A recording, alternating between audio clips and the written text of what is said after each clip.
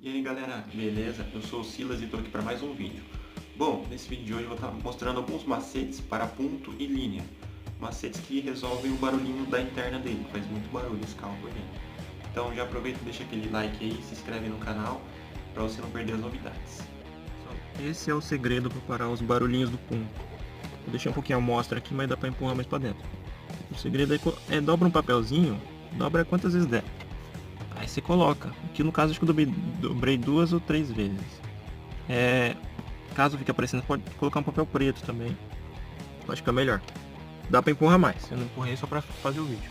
Ou se não, você coloca palitinhos de dente. Aqui dá certo. Você coloca e quebra ele. Aí fica certinho. Aqui também, ó. Aqui você puxa essa parte. Tá vendo? Ela sai. E ela fica balançando bastante. Aí você pega, puxa aqui e coloca um papelzinho aqui dentro. Do outro lado também. E é isso. Ah, aqui ó, verdade, aqui, lembrei.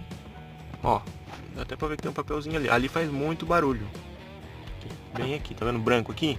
É papelzinho também. Só que aqui é bem chatinho de colocar. Tem que ser um papel bem, tipo, nessa espessura assim. Quase um dedo, porque é um buraco aqui.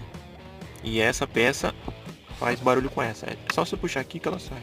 Usem de preferência um papelzinho preto aí, não fica aparecendo. Certinho? Valeu! Bom, esse foi o vídeo. Espero que você tenha gostado. Se inscreve no canal, dá aquele like, compartilha para alguém que tem esses carros também. E é isso aí. Valeu!